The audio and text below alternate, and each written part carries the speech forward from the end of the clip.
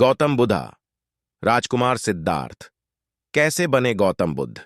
हैरान कर देने वाली है कथा, रोचक है जानकारी। The Buddha story. महात्मा बुद्ध भारत की आत्मा के एक ऐसे महान प्रतापी योगी थे जिन्होंने स्वयं का योग परमात्मा से किया और उस परम ज्ञान की प्राप्त की जिससे आज बौद्ध धर्म के सभी अनुयायी जीवन की प्रेरणा पाते हैं। महात्मा बुद्ध ने स्वयं को ऐसा सिद्ध किया कि वे देव रूप में पूजे जाने लगे। सत्य और अहिंसा की उनकी शिक्षा आज भी करोड़ों हृदय को प्रभावित करती है।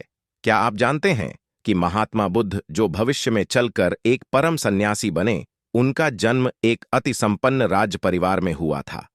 आइए जानते हैं वो कथा जब राज परिवार में जन्मा एक राजकुमार रातों रात सब त्याग कर जीवन के सत्य की खोज में निकला और फिर कठिन तप के बाद जीवन का वह परम ज्ञान प्राप्त किया। एक समय भारत में शाक्य वंश के एक परम प्रतापी राजा हुए जिनका नाम शुद्धोधन था।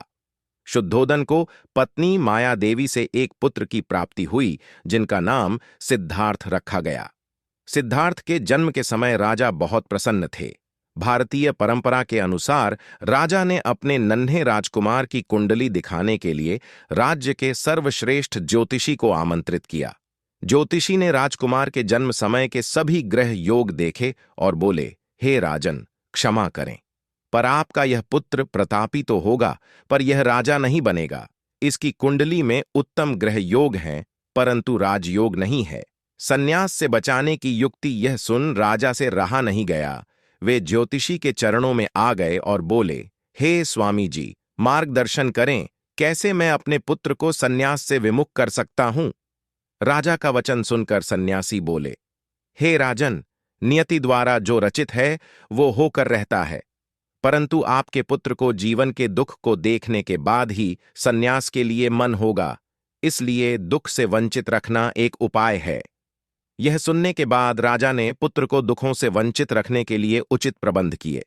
महलों में ही सब भोग विलास की सुविधा की गई जिससे कभी भी सिद्धार्थ को दुख न देखना पड़े।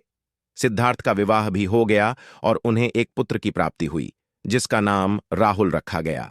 एक दिन अचानक सिद्धार्थ अपने रथ के सारथी के संग सभी सुरक्षा व्यवस्थाओं को ताक पर रखकर नगर भ्रमण के लिए निकल गए, जहां उन्होंने एक शवयात्रा को देखा। शवयात्रा देखकर उन्हें मृत्यु और व्याधि के दुख के बारे में पता चला।